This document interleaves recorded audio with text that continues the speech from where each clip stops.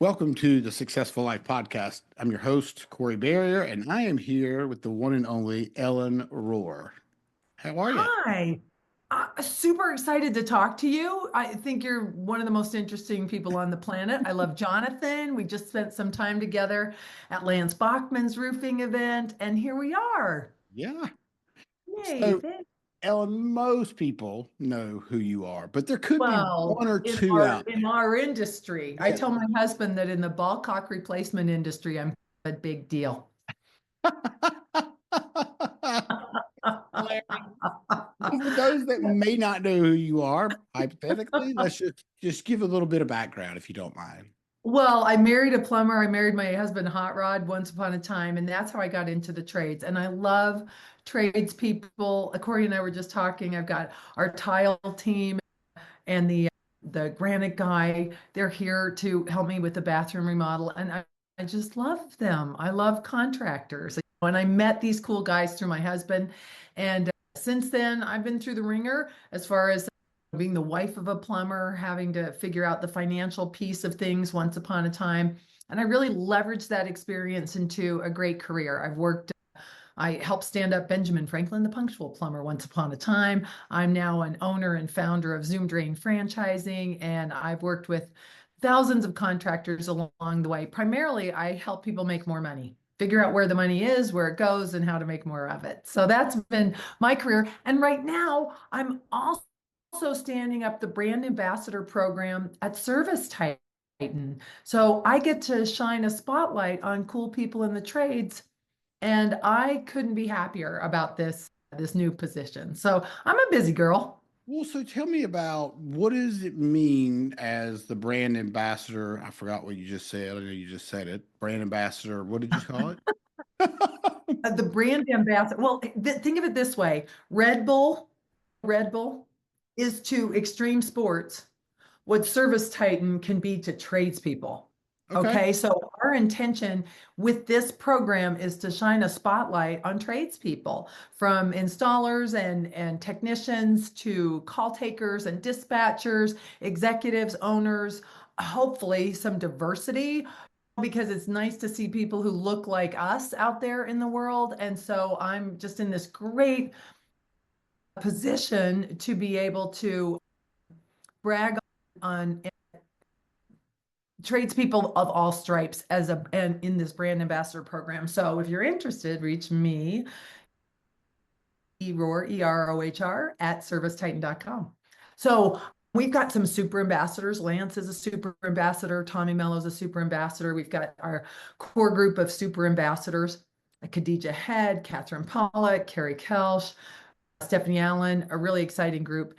And I'm also looking for people who love social media, have a personality and a message, Corey. They have something that they want to say. And I'm interested in that. We are at ServiceTitan, so that's my real job. Then I've always got lots going on, and I love doing podcasts. What's fun about doing a podcast with you is I get to learn a little bit more of you, about you and WhoHire. So thanks for the conversation. You're welcome. And I'm very lucky to have stuck with this for as long as I have because it really has opened the door to talk to people like you that maybe outside of be passing in a conference or not to mention you're pulled in 7,000 different directions. I get to sit down with people like you and talk and just get to know who Ellen is outside of all the things that we hear. It's the best. We're going to have this time together that we wouldn't have otherwise. Podcasts are great to dive a little deeper into a topic. I listen to them all the time and I learn so much. And it's fun to be on a podcast because you get to spend some real quality time together. Yes. And I have to mention Yay. your dear friend and my dear friend Al Levy. That man is just like dear to my heart. I know he's dear to your Oh, heart. oh, oh. Yeah, Oh, isn't he the best? he's Al's the best. such just an amazing human being. I'm so glad he's your friend too. Isn't he? He's had such an impact on my life. I quote Al at least 5 times a day. We laugh because there's two things about Al. One, we wish he wasn't right so often. He's always right. And we should just wear bracelets that say WWAD. What would Al do? And just do it. So, yeah, he's good. Old school, not glamorous. He's a meat and potatoes operator, and his stuff is solid. So, I'm so glad that you're friends with him too. So, Al Levy, 7 Power Contractor, if you're taking notes today. That's right. Yeah, Yay. he's one of my favorite guys. He really is. So, Ellen, let's talk about. So, you helped build Zoom Drain. You're part owner in the entire franchise. Is that correct? Yeah. In fact, Al Levy was what our original investor. So Al Levy and I, both of us have a long career in business consulting. We boss you around a little bit. We try and listen and do as directed and give you some good counsel, and then we leave. Like Mary Poppins. So Al and I have been in the consulting world for most of our careers, and Al does operations and sales and marketing and really helped stand up a business. But the financial piece he didn't like that much. So he tapped me to come in and do that piece with some of his clients. That's how I met Tommy Mello, for instance. He was working with Al and then I was. And then one day, Al and I were talking, and we would do little business planning sessions. And Al said to me, okay, what do you have left in your career? What's something you really want to do? I'd had this experience with Benjamin Franklin, the punctual plumber, and I really learned to love franchising. I just didn't know anything about it before then. I liked the model. I thought there's some cool things we could do with it. I wanted to do it again. And I said to Al, I'd like to franchise maybe one of our clients. We'll magnetize them. They're ready to franchise. We're ready to go. I didn't really want to push anybody or move them in that direction. I thought, I bet this will just organically evolve. And Al said, well, that's great because I want to invest. On my list is still to be a venture capitalist and to invest in companies I believe in. So as we're talking, Al's phone like lights up and it's Jim Crinitti, the owner of Zoom Drain. And he says, I'd like to franchise Zoom Drain. Do you think we could do it? And we're like, we were just talking about you. And that's really how Zoom Drain came together. And that's, I think, like 8, 9 years ago, maybe, that we had that first conversation. And now we have about 60 locations. I got the gray hair to show for it. That's why I color my hair. And wonderful stories and successes. And it's just, I love drain cleaning. I never thought I would say that as a kid. It's funny how life turns go. Drain cleaning. It's my favorite niche. I love the trades, but drain cleaning, so good, so essential and wonderful and dirty. And the guys who and people who do it, I love them so much. So that's how I came together with Zoom Drain. Now Al took an exit when we got PE investors. We have a wonderful investment group, MBK Equity. I love them. And now it's a different company. It looks different as you get bigger. That's what allowed me to move aside from day to day and open up the opportunity for me. Still involved with Zoom Drain, but I'm now responsible for the brand ambassador program at ServiceTitan. Thanks for asking. It feels good to brag on all my coworkers and teammates. Yeah, for sure. Well, it sounds like Zoom Drain was pretty easy to build and probably not a lot of work. Oh, So, so tell me about are you being very sarcastic? much so. So tell me about. I know that looking back, you probably do remember a lot of the good times, but I'm curious, and I like to ask people. There had to be some pretty dark moments in this process. Um, the joke that the kid is digging through a pile of poop and he says there has to be a pony in there somewhere. That is 100% me. I am a very optimistic person. And my partner, Jim Crinitti, whose personality is very different from mine. Like I'm really outgoing and what do you, I talk a lot. I love to visit with people, have a lot of outward energy. He's more of an internal guy. He's very thoughtful. He's also incredibly optimistic. And he says that optimism is a characteristic of a great entrepreneur. And I agree. That doesn't mean these horrible times haven't happened. But to me, I always feel like in a bad story, there's a pony in here somewhere. But man, I've been through a lot, and I think some of my, what's the word I want to use? Resilience comes through age and having survived some things that really scared me. Now, once upon a time, I remember Hot Rod and I would lie in bed and I'd look at the ceiling and I'd say, we are $500 short. If I just had $500, we'd be able to get payroll. And then it became 5,000, looking at the ceiling, just adding up in my head, middle of the night, all the stuff you shouldn't do, right?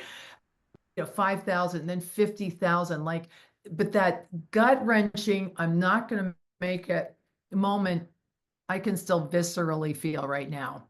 And I don't think it ever goes away. I think you get better at, here it is again, breathe through it, go for a walk, work out, take care of yourself, put it aside. This is where I think what happened in my career early is getting to a known financial position, figuring out the balance sheet and the profit and loss. This was like the pivotal point in my life, in my career, because once I knew where the money was, where it's coming from, where it's going, once I got it like the scorecards nailed down, then my conversations with Hot Rod, the emotion went down and things got a little better. So instead of me saying we don't have enough money, which he would hear as I'm not good enough, I'm not working hard enough, and we would fight.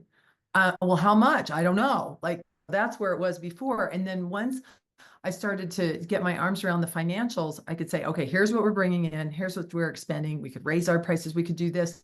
It seems like that was really the beginning of the beginning for me. So that's really what I built my career on, Corey, was just my own personal experience of trying to handle those scare the poop out of you moments of being an entrepreneur, being a family business, or just being the one on the line for the money. Is that a good start here? Yeah, it is. And so actually, I was thinking, I was going to ask you, and if you could go into more detail, what kind of impact, if you remember, did it have on your marriage? Oh, well, for one, we just don't work together anymore. It was okay. So two things happened that were really important. And again, that's why I wrote the books. It's why I went into the career I have is an evolution of my personal development. What happened in my life, and I thought I can't be the only one dealing with this. Maybe I could share what I've learned. Getting a handle on the money. Back in the day, we didn't have podcasts, like going back 40 years. We only had trade magazines, which are still relevant. My husband devours them. Him for the technical stuff. I'm always looking for who's the business guru in this magazine. But back in the day, Frank Blau wrote an article called How Much Should a Contractor Cost? 1989, Plumbing and Mechanical Magazine. And I remember this and I read it and I understood the math, but I thought he was bananas because he suggested you should charge more than it costs. That sounds reasonable, right? But I didn't learn that in college. I learned about going rate and what the market will bear and to be competitive and all this other stuff. So I wrote Frank a letter and told him that, yeah, I get the math, but that would never work for me. So I like did that basic reach out for help, but then resist it. And he called me up and he told me where my head was. And it was Frank Blau, the author of the magazine article, gets the letter and then calls me up and tells me that I'm an idiot. And I hang up on him. And like this begins this really great relationship with me and Frank. And I know you have a relationship with Nexstar. Nexstar, it was George Brazil, Frank Blau, and a bunch of their buddies, and they got together and they created something that's still amazing and relevant today, which was a home of progressive and aggressive contractors. Started with plumbers and HVAC guys and it's expanded. But Frank's mark is all over that organization and all the people who've gone through it. So a lot of us have Frank to thank for kind of straightening us out. So as we got the money figured out, we made more money and it was that fast. We raised our prices, we got out of debt, we started to, it happened so fast once we just took the medicine, as Frank says, that I felt like born again. Like, how do people not know balance sheet, profit and loss? I even have a degree in business. Like, I was just like so on fire about it. And so I turned to my husband, Hot Rod. Money buys options, right? So I turned to Hot Rod and I go, okay, what do you want to do next? We were up in Park City. We could go to Salt Lake. I know where all the rich people live. Let's go take all their money. I just had like this game plan. And Hot Rod said to me, I don't want to do any of that. I like working Mm. all by myself. I'm a technician. This business thing I don't like. And that was hard. One of the things I learned there, Corey, was I wanted my husband to be different. And that is not a good plan. No. Isn't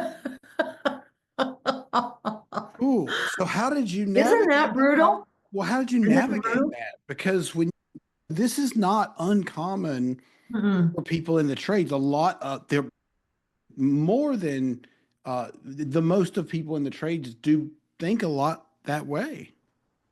Well, and like, later on, I talk to people. Well, so what's your game plan here? Well, at some point, my dad's gonna do this and this, and I'm like, well, what if he doesn't? Well, and then like, are you waiting for your dad to die? He's only 60. Like, this is not a good plan. But that really came out of me understanding. Now, I relapse on this. I tell you, I relapse, but my life goes much better when I just let my husband be, just be. And then that leaves me free and clear. But you can see too that if he would just do what I wanted him to do, if he were more interested in my plans, then we could do this. He just wasn't. Right. And so I wrote the books, Where Did the Money Go? How much should I charge? And then the next two books I wrote were on business planning. And the essential business planning questions are, what do you want? Why do you want that?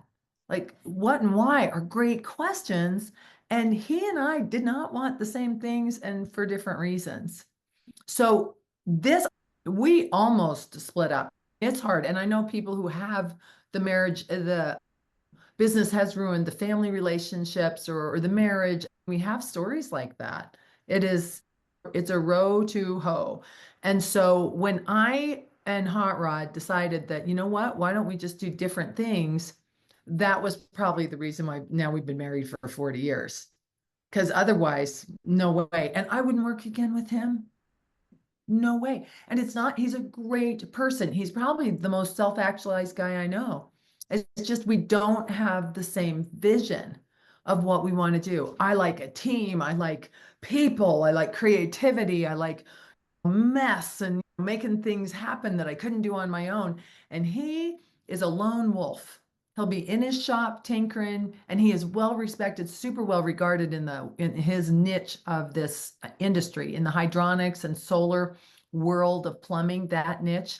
He's one of the top thought leaders. He's got an amazing career, but it wasn't what I wanted. And so I think just a really important responsibility that we each have is to look inward and say, what is it that I really want, and be willing to march in that direction. And I think some business owners are like Hot Rod. They really don't want to be there. A friend of mine, Jim Olstinsky, who also he was an editor or publisher at Plumbing and Mechanical once upon a time. He said, we cannibalize our team members. Now, this ties in with WhoHire. Yeah. We cannibalize them because there's nowhere to go. They're working for a company where there's no opportunity. We don't keep them busy all the time. And so they end up leaving that company. They're uneducated as far as being business owners. And then they go start their own horrible business. And they maybe really never would have or wanted to. So I think there's some of that too. If you really don't want to be in business for yourself, there's some pretty cool companies out there that you could work with. Instead, let me stop because I can see you're thinking. Well, I think that a lot of people think that the old saying, the grass is greener on the other side, but they don't really realize, they don't think about all of the stuff that a business owner, and rightfully so, they're not supposed to think about all the things that a business owner is to think about starting out because they haven't been there and they haven't done it. And so there's no handbook on all the things that go on inside of a business. It would be impossible to guess all the things that have cost you a fortune and unexpected situations. How are you? There's no handbook on how to handle that. And unless you've got the right emotional intelligence, if you have the right, a lot of times it's patience. It's just being able to, you know, reset when things go sideways. That's not a skill everybody's got. Well, and so what happened with me and Hot Rod, this is going way back, but when we realized this, so like make sure the owners are on the same page. That's a good takeaway from today. And if not, do something else. Like, don't wait for your dad or mom or kid or wife or anybody to change. Instead, maybe you could branch out on your own. Oh, I know that I can just feel the energy of that. That is super scary. However, it's okay. It will be okay. So we decide that we are going to sell the business. And we start asking some other local plumbing companies around. And then our team members came to us. We had three plumbers plus Hot Rod at this little company. And they came to us and they said, we want to buy it. And I'm like, oh, that would be good. Now, keep in mind that when I was going through these changes with Frank, and I'm raising my prices and I'm trying to figure, I am showing my team members, our team members, here's the math, here's the balance sheet, here's how much we're in debt, here's what we're trying to do. I didn't know how else to sell them on these changes. Like, here, you tell me, like, what am I missing? And so I just started showing them the information. And then we were talking before the call. Then I read this book called The Great Game of Business by Jack Stack. And I'm like, oh, this is called open book management. This is actually a thing, it's a movement. And I then pursued Jack Stack. Like, so I called him. I did a little radio show on the internet. They didn't have podcasts back then. It was called internet radio. I invited him. I talked to him for about an hour. I ended up moving to Springfield, Missouri, which is where they're located. It was crazy, and imposed myself on him and his team. And I absolutely love Great Game of Business, Jack Stack, Steve Baker. Look these guys up. They changed my life because now they gave me some construct for what I was doing.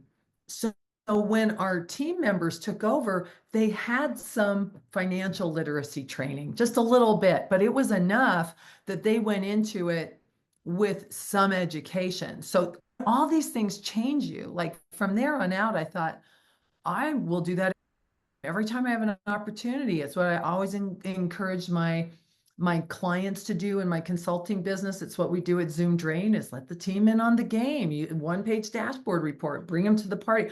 All of that is a result of my experience with it. But I do remember we were in the middle of selling the company, and it's officially the guy's company now. We're still there. We end up moving to Missouri and buying a farm and going middle-aged crazy. And Hot Rod started another business. I went to work with Nexstar. So there's all this stuff happening. But while we were still working together, I remember one of the guys like turned his body and his elbow hit a Grundfos pump and knocked it on the ground and it broke. And he just went, that's $80. And I thought, that only happens if you're the owner. That only happens if you're the owner, that you like, oh, you have that moment. And it was a cool moment. Just like, yeah, I know that sucks. Right. And then you start to hand over that stewardship to the new team. It was pretty exciting. But you are well served to teach your team what you're doing and to identify in your team when you're interviewing part of the overall process. Would you like to have your own business one day? Have you had a business of your own? What are your entrepreneurial ambitions? Because you for those of you who've ever had someone on your team start their own business, I hope you're really proud of that.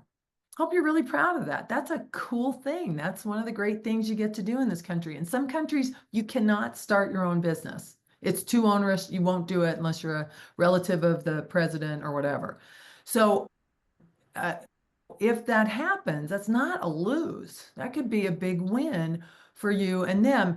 And the other thing is, could you teach them how to grow their own business and then be so interesting and creative in the development of your business that they don't want to leave? and this is what you'll see, Lance Bachman, he and I did a podcast yesterday. He gives out a lot of equity early. He has a lot of equity out there. Tom Howard is very generous with equity, more aggressive than I would be. And I'm fascinated in watching this, like, wow, that's super interesting. That could be a reason why they're so successful. So, in any event, teaching personal financial literacy and business literacy. Hey, one guy who's really rocked my world, what's his name? Who's the get out of debt guy? Old guy, Dave Ramsey. Oh yeah. He's been around. He's been around, and I love him, and he's done a lot of good for people. However, there's a fresh voice in that space, and I love him a lot. His name is Ramit Sethi, Ramit, even as a Netflix show. His book is called I Can Teach You to Be Rich. It's really good for personal finance. He's the man, really like him. And then for business finance, hey, have a budgeting session, take your team through it. How, if you were to start a business of your own, this is what you have to consider. Here's what goes into our selling prices. All of this I experienced, Corey, and that's what I would teach. Because as I learned it, I thought someone else may be interested, and then I'd see their experience. I had this lab going with the people I was working with and learning from. And like you, I'd travel the world to see a cool company. I'd just go, can I come to your shop? Can we get on the phone? I would just go to figure it out. And I've learned a lot over the years as a result of people's generosity. This I will say that's one thing I think is one of the most impressive things about this industry is most people that have done well, they don't mind showing you what they did. Like they don't. I think maybe part of that's because the likeliness of you going out and duplicating it's probably not very good. But also, I think people are just really generous in our industry, more generous than any other industry I've ever seen. Well, and I think there's a bit of an evolution to it because I was noticing this in HVAC, and I'm going to be a bit stereotypical right here. I believe there's a bit of a sophistication hierarchy. I think right now, really great HVAC contractors are the best marketers in the world in any industry. Like these guys, they have it dialed down. And then maybe plumbing companies, and also these guys might be the same companies. And then maybe electricians are catching up. And then we have restoration, roofing, pest control, drain cleaning. You with me? Like, I think there are certain industries where it really, that level, and it's a marketing mindset, I believe, like that you have to communicate who you are. I think that like the farther down this hierarchy you go, the more likely a business owner is to say, well, everybody knows me, it's word of mouth, that's all I do. But then as a result, they're a small company. Now, again, if that's what you want, great. But if you want to grow, one of the skill sets you have to learn is marketing, how to market your business and find people who know how to do that. Now, as you move up this hierarchy, the more successful you are, generally, the more willing you are to share because you've had some help. You never got there by yourself. People have opened up their shop as you move up. But in some industries that are not quite as sophisticated overall, stereotypically, I'm not talking about individual companies, just like the group itself, there is a lot more reticence to share. There's more of a, I'm not going to let anybody in and see based on really just not an understanding yet, but they'll get there. Now, the cool thing about that, Corey, is I think that's where the real opportunities are. In my career, I just wouldn't start an HVAC company. The field's too good. Field's too good. But give me power washing, give me drain cleaning. I love drain. It's one of the reasons I love it. You just have to be better than the average bear, and the average bear is not that great. Not like some of the more sophisticated trades. Does that make sense? Yeah, it makes total sense. So you just There's made so me, much opportunity. you just made me think of something. So I don't know how you ran this with Zoom Drain. You probably know Alan Ferguson. Do you know Alan? Oh, I love Alan I love Ferguson. Alan too. I I know him from contractors 2000, 100 years ago. Yeah. And we have remained friends to this day. I love him a lot. Okay, so tell me your story. Well, so Alan is he teaches how to run $59 drain cleaning, whatever it is, which is often frowned upon, I think, by people that don't understand how that works. I'll see in plumbing groups where they just will bash the daylights out of someone that's running a cheaper drain clean or what or there's two things, right? Drain cleaning and what's the other one? You could What, do another industry? Like no, PA you could do two maintenance, separate things. When you go out to you could do a drain cleaning or a drain. inspection, No, I don't know what I'm trying to think of. It doesn't matter. jetting? Yeah, I can't Well, remember. I think carry on with your story about the $59 because I do have some thoughts on this. Yeah, yeah. So the idea is that you get there and it's time. Right? You've got to count the time that you're there. And if you're not counting the time and your guys are spending 2.5 hours on a $59 drain cleaning, naturally, it's not going to be productive, right? So the idea is not that you're going to try to milk the customer for every dime that you can, but if you go there and you find more problems that you have to charge for those. So yeah, so tell me Yeah, your thoughts on that. I tend to change my thoughts. Okay. I'll tell you my current thoughts. Okay, fair enough. Because I don't think we have to, there's something to be said for changing your mind. When you have more information or you're of a different opinion, you get to, can't, your values should stay pretty constant, but your tactics can move around a little bit. I am one that doesn't like the discount loss leader for drain cleaning. Now, if you do drain cleaning, but you also do plumbing, you could do free drain cleaning to see what needs to be done. We could clear the drain and then your understanding is so many drains are going to need to be replaced or repaired that this becomes your lead offering, correct? Like I'm Yeah. following, right? Yeah. I understand the math behind it. However, I don't love discounting the honorable work that we do. I don't like a plastic surgeon. If I was going to have plastic surgery, I've noticed that maybe I should have a facelift. I'll probably never get around to it, but just saying, like if I were going to go to a plastic surgeon and they were doing like a 2-for-1 discount, I wouldn't use that plastic surgeon. No. You see where I'm going? Or Yeah. and lawyers who do really aggressive, like marketing where you don't pay anything and we're going to get a class action suit, they don't have a great reputation. They're, again, I just don't like the reflection on the industry of giving away free work. Sure. I like now what we do at Zoom Drain is we will come and do a bid on the job and you can say no. So we don't charge anything to come and look at the job, Okay. right? Yep. And we only give at that point our opinion and they can take the opinion and do whatever. And then our responsibility is to train our team members well enough to present appropriate options and prices and have the customer say yes. Now in drain cleaning, if you're doing that model right, you're going to close 92, 93% of your jobs because no one really wants to send a professional drain cleaner packing if they've got a drain problem. Like you're going to make a sale today unless you do something offensive. Does that make sense? It does. So I think that like in our industry, I'm not saying this will be the way we do it forever. However, we support not doing a $29 drain thing and then explaining it's only this much and that you didn't cover that. And we just don't want to make it that complicated and we want to give an opinion. You can go to a lawyer usually and get a little bit of expert advice before the clock starts ticking. Same thing with a surgeon. They might just say, I'm not sure that surgery is right for you, but let's see, and have a little meeting. So I really like elevating the industry in that way.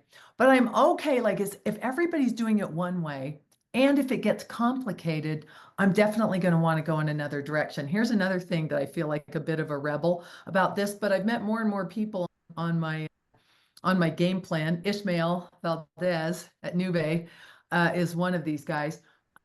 There's a lot of work that goes into maintenance agreements. Yes. Now, I liked plan service, and this is different. Like at Zoom Drain, we could put together a price for a commercial property that needs the grease traps done, refreshed, cleaned out once a quarter, and here's the price to do it. It's non-emergency work. It's good for you. It's good for them. But those are real prices. Those are not discount, giveaway, loss leader prices. Those plan maintenance are good sales.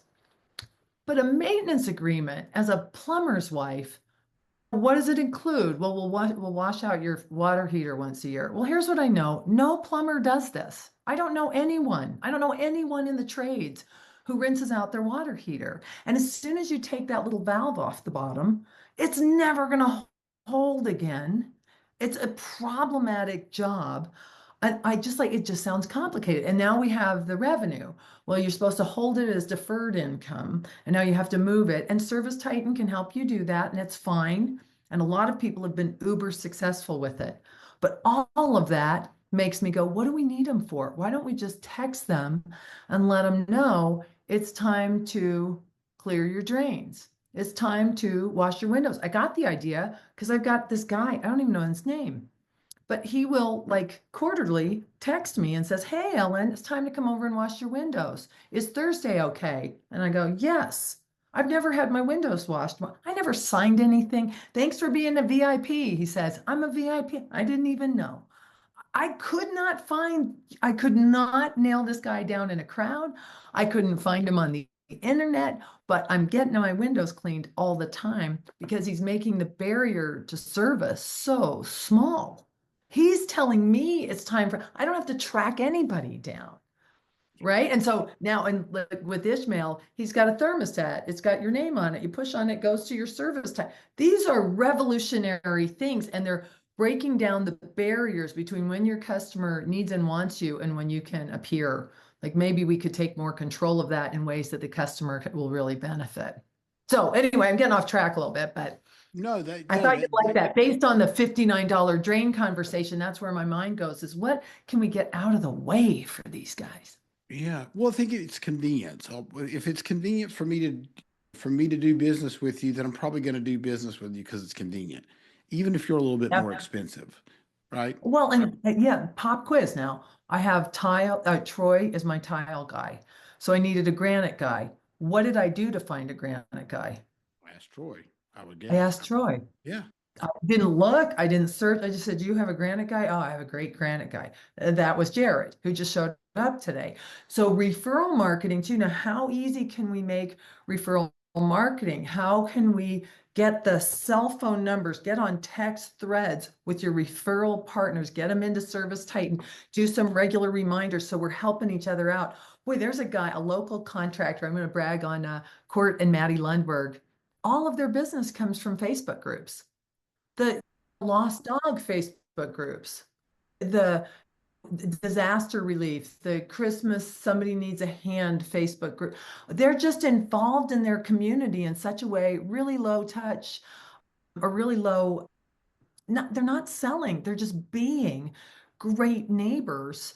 And their referral business is bananas as a result. Isn't that sexy? I love that. It is sexy. There's actually a software that I discovered on this actual topic where I could, if I'm in a Facebook group and I want to know if Ellen posts about I have a plumbing problem, that it will shoot me an email with all your information, the post, what group it came from, and you could even reply right into the software. So can you imagine, based on those people's business, they're probably hunting through all these groups all the time, trying to, it could come right to their, it's amazing. It's Can you unbelievable. share that? Can you Can't share remember that? I'll figure out the name of it. I haven't used it in Okay, probably, yeah, and maybe post that too. but Well, it's and there's nuts. another software we saw at the event the other day, Pin Parrot. Did you see how that Mm-mm. works? No, tell me. You know how you want your service tech again, like just make it easier on the techs. We ask them to do 1,000 things. Okay, so it would be great if our technicians dropped a pin wherever they are and took pictures, and they're busy and we nag them, and I get it. So Pin Parrot does that for you. It like finds out where they are, it pins them, it adds the pictures that they're already adding to ServiceTitan. I really don't know the mechanics behind it, but what I know is that they're taking it out of the tech's hands, out of their responsibility, and they're doing it for them. What a lovely win right there. We asked the techs to do so much.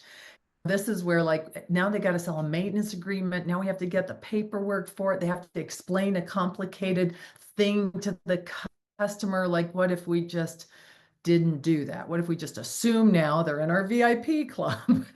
They're in our VIP club. They're on Marketing Pro or whatever we're using to automatically send information back to that customer, second chance lead them, all those groovy automated things.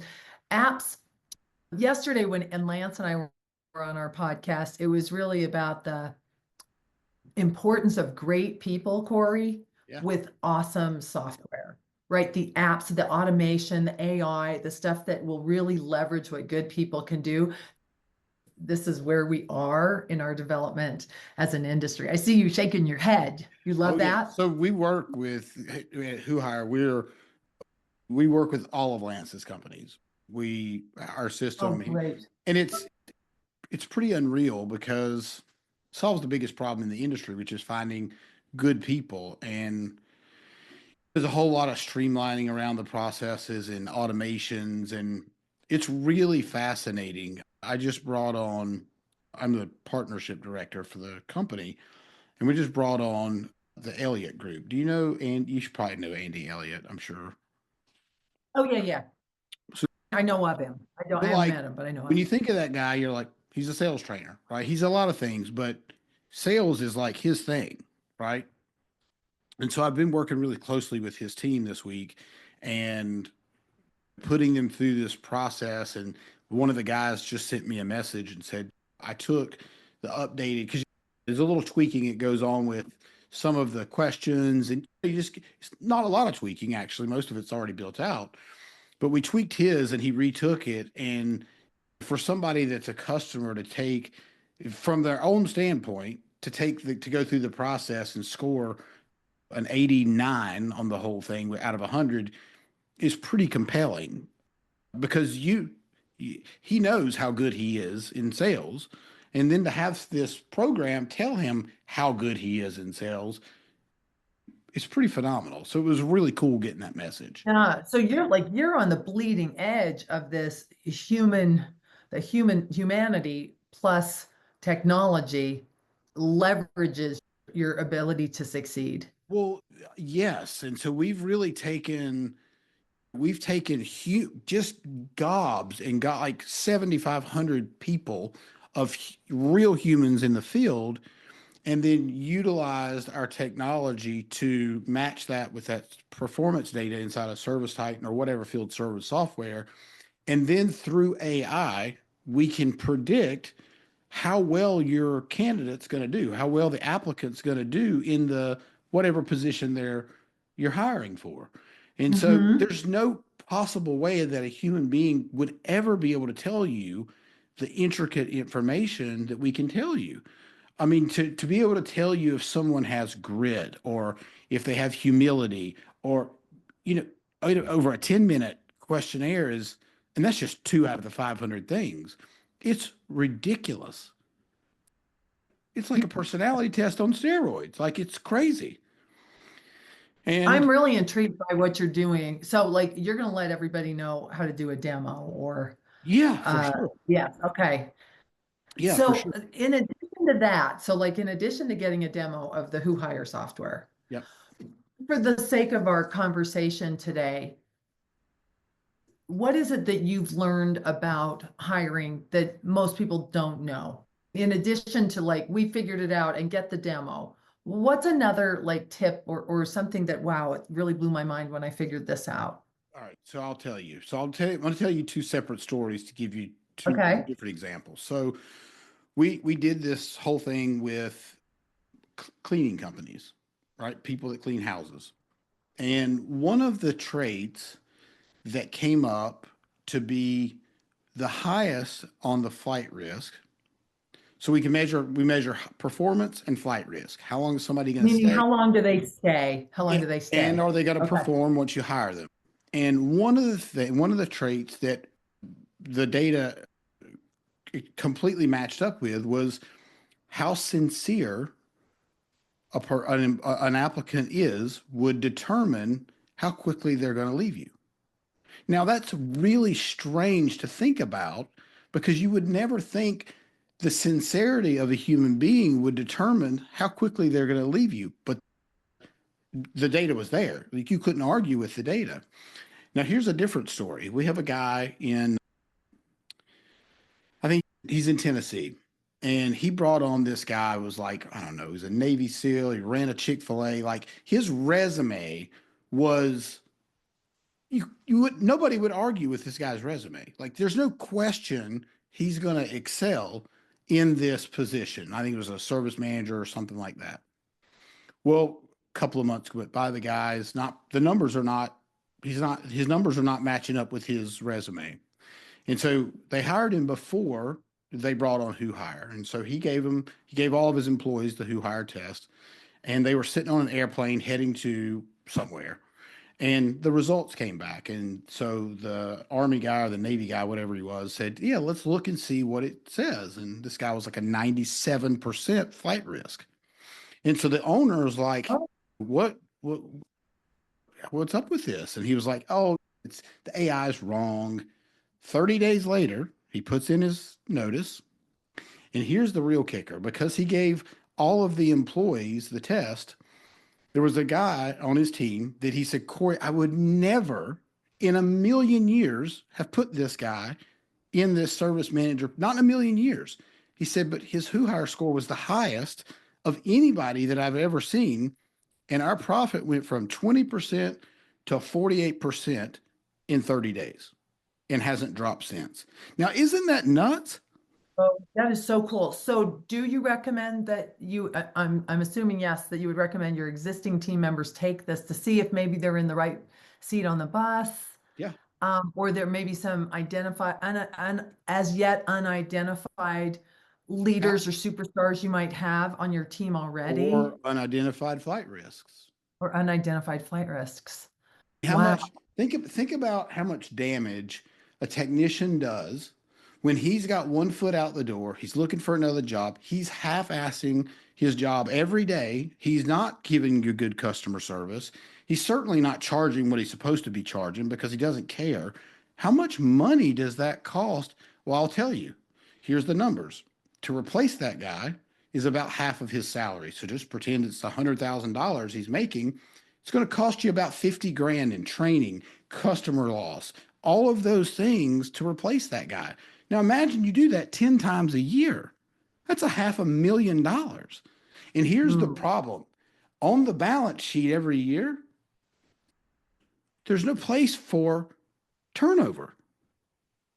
So it's like one of these numbers that it's a massive hole that you don't see on the balance sheet. So it's really hard to track, but we've tracked it. Yeah. So we know. Hmm. This is so good. Well, you've got me intrigued. All right, I want to see the demo too for companies I'm working with, and I'll rattle some interest at Zoom Drain too. Now, this is really cool. I love you. I'm so glad we had a chance Yeah. to connect. And You are actually, wonderful.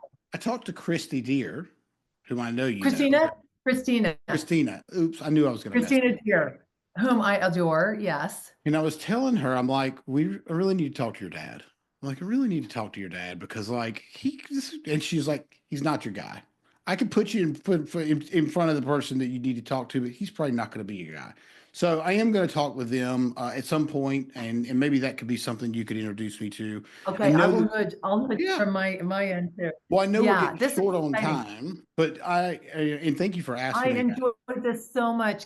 If someone bails on you at the last minute, you call me and I gave you my text and my phone number. So you call me and I'll come on. I'll be your go-to fill-in person. You're the best. I really want to have you and Al on, actually. Oh, Yeah, we love it and we'll probably argue. It'll be a fantastic show. I love Really it. good. We're like an old married couple. He's my work husband. I love it. So, Ellen, if somebody wants to reach out to you, where would they do Oh, let's use my ServiceTitan email address. It's the best. Rohr, EROHR at servicetitan.com. that? Yes, stay in touch. Let me know if you're interested in our brand ambassador program. And hey, I know cool people like Corey. If I can't help you out with something, I think I could connect you. So thanks, Corey. Let me know when this comes out and I'll help you spread the word. Thank you, dear. I appreciate you. Mwah. You too. Love Thank you. it.